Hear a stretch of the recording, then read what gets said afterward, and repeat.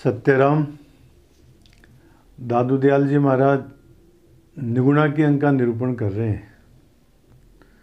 निगुणा का तात्पर्य अकृतज्ञता से है। जो परोपकार को न माने, जो एहसान को न माने, ऐसे व्यक्ति को निगुणा कहते हैं। जो गुण नहीं माने,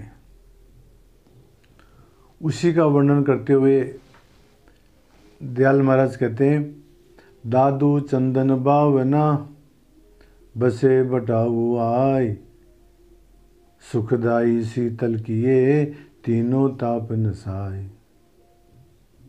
मान लो वन के अंदर चंदन भावना एक चंदन का विशेष वृक्ष होता है, विशेष प्रकार की कोटि होती है चंदन की, जो उत्कृष्ट माना जाता है। दादू चंदन भावना बसे बटाऊ आए, कोई बटाऊ कोई पथिक उसके नीचे आकर के बैठता है, चंदन के वृक्ष के नीचे। तो वो क्या करता है? चंदन सुखदाई शीतल किए, उसको सुख पहुंचाता है, उसको जो है शीतलता प्रदान करता है। तीनों ताप नसाए, और उसके तीन तरह के तापों को वो नष्ट करता है। कौन कौन से तीन तरह के नाम? एक तो आतपजन्य है, मतलब धूप के अंदर आया है तो धूप में जो परेशान रहता है तो वह छाया में आके बैठता है तो उसको शीतलता महसूस होती है। एक दुर्गंधजन्य, पसीना आ जाता है तो दुर्गंध आती है, वो चंदन के नीचे बैठ करके वो उसको सुगंधित कर देता है। और श्रमजन्य, मार्ग चल के आया है, थकान हो गई है तो थकान को दूर करता है। ठीक इसी प्रकार से संत लोग भी भावना चंदन के समान होते हैं। बसे बटाऊ आए, उनके यदि संपर्क में यदि कोई व्यक्ति आता है तो सुखदायी शीतल के, तो वो संत लोग उसको सुख पहुंचाते हैं, उसको शीतलता प्रदान करते हैं और दैहिक, दैविक और भौतिक इन तीनों तापों को दूर करते हैं। परंतु ये अज्ञ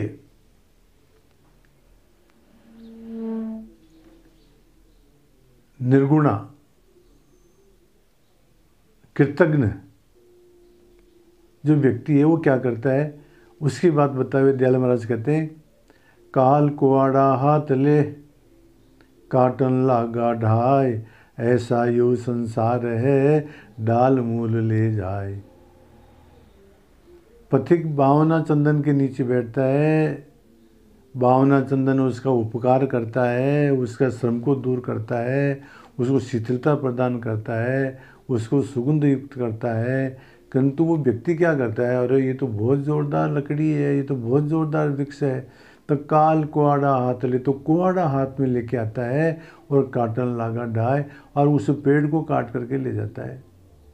ऐसा ये संसार है डाल मूल ले जाए। ये संसार ऐसा है महाराज, ये कृतज्ञ है, ये परोपकार को नहीं मानता है, ये एहसान को नहीं मानता है।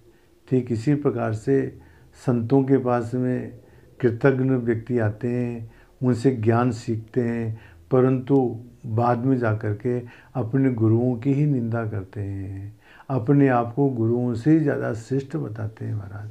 ये बात करें दयाल महाराज। और कह रहे हैं, सद्गुरु चंदन भावना लागे रहे भवंग, दादू विछाड़े नहीं कहाँ करे सत्संग। सद्गुरु चंदन भावना, सद्गुरु तो भावना चंदन के समान है।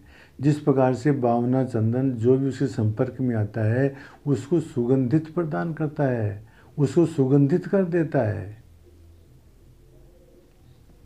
लागे रे भवंग, यदि मान लो भवंग यदि उनको जलन होती है तो वो कहते हैं कि चंदन के पेड़ के जाके लिपट जाते हैं, क्योंकि चंदन का पेड़ शीतल होता है। दादू विष छाड़े नहीं, परंतु वो जो सर्प है वो अपने विष को तो दूर करते नहीं है। कहाँ करे सत्संग, तो बादू उनके अंदर जो ताप है वो दूर नहीं हो पाता है।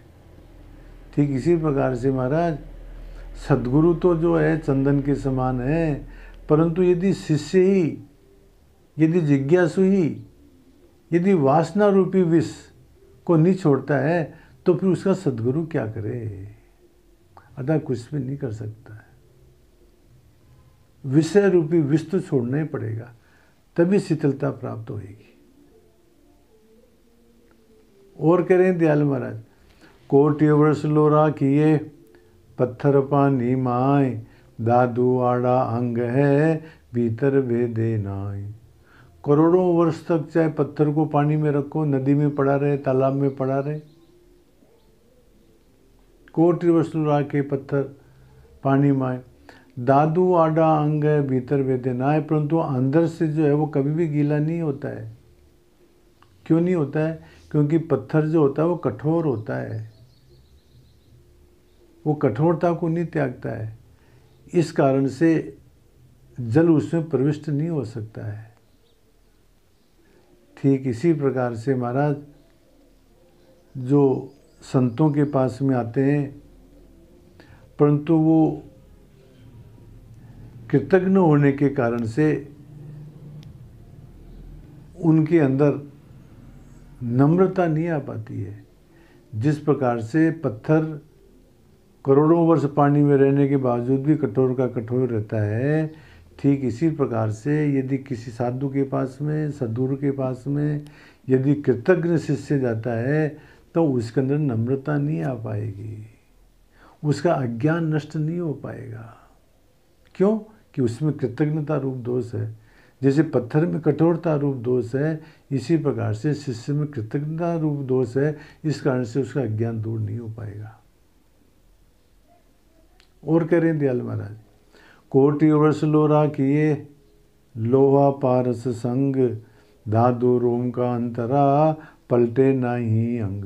करोड़ों वर्ष तक लोहे को और पारस को पास में रखो और यदि एक रोम का जितना भी यदि अंतर है उनके अंदर, तो जो है वो लोहा सोने के रूप में परिवर्तित नहीं हो पाएगा। तो जब तक वो जो उसकी स्पर्श नहीं होगा, जब तक जो है पारस उसको लोहे को श्रवण नहीं कर सकता है। ठीक इसी प्रकार से सद्गुरु के पास में, संतों के पास में यदि कोई व्यक्ति आता है और उसमें जो थोड़ा सा भी यदि उसमें कृतज्ञता रूप दोष है, थोड़ा सा भी यदि उसके अंदर परोपकार को, कृतज्ञता का भाव नहीं है, परोपकार को मानने का भाव नहीं है, तो महाराज उसके अंदर जो परिवर्तन नहीं हो पाएगा। जब तक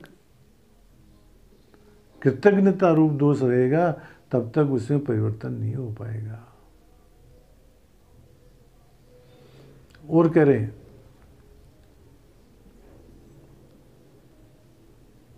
कोटि वर्ष लोरा किए जीव ब्रह्म संग दोय, दादू माही वासना कदे न मेला होय। देखो महाराज, हम लोग जो है जीव हैं और ब्रह्म भी हमारे पास में ही है, अंदर ही है। तो वही कहते हैं कोटि वर्ष लोरा करी जीव ब्रह्म संग दो। जीव और ब्रह्म दोनों साथ साथ ही हैं अंतःकरण के अंदर। दादू माई वासना कदे न मेला होय, परंतु हमारे अंदर वासना है, तो जब तक वासना है तब तक ब्रह्म से मिलन नहीं हो पाएगा। जब तक वासना नहीं छूटेगी तब तक ब्रह्म से मिलन संभव नहीं है। हम ब्रह्म स्वरूप नहीं हो सकते। ये वासना के कारण से ही तो जो है हमारे भेद है। हम वासनाओं के बंधन में बंधे हैं, इसी कारण से तो जीव कहलाते हैं। वासना छूटी तो हम भी ब्रह्म हो जाएंगे। चलो अस्तु। इस प्रकार से दाऊ दयाल जी महाराज इस निगुणा के अंग के अंतर्गत ये कहते हैं कि साधु तो सज्जन है, परंतु यदि शिष्य ही, जिज्ञासु ही यदि कृतज्ञ है तो उसके दैहिक दैविक भौतिक ताप दूर नहीं हो सकते हैं। ये संसार ऐसा ही है महाराज, जिससे गुण सीखते हैं उसी की निंदा करते हैं। चंदन तो जो है सुगंधित कर सकता है, चंदन तो जो है विष को दूर कर सकता है, शीतलता प्रदान कर सकता है, परंतु यदि हम ही यदि वासना को नहीं छोड़े महाराज, तो फिर वो हमारे में परिवर्तन नहीं हो सकता, साधु परिवर्तन नहीं कर सकता हमारे अंदर। जब तक पत्थर कठोरता नहीं छोड़ेगा तब तक वो नम्र नहीं हो सकता है। ठीक इसी प्रकार से जब तक कृतज्ञता रूप दोष है तब तक अज्ञान दूर नहीं हो सकता है। पारस को और लोहे को पास में रखो, यदि रोम मात्र भी अंतर है तो पारस जो है लोहे को सोना नहीं कर सकता है। इसी प्रकार से महाराज थोड़ा सा भी यदि हमारे कृतज्ञता रूप दोष है तो जो है हमारे में परिवर्तन नहीं हो सकता है। और चाहे जीव और ब्रह्म यदि कोटि वर्ष तक साथ रहो, परंतु जब तक वासना है तब तक जीव ब्रह्म नहीं हो सकता है। इसलिए कृतज्ञता को दूर करना चाहिए, वासना को दूर करना चाहिए। ये बातें दाऊदयाल जी महाराज इस अंक के अंतर्गत कहते हैं। सत्य राम।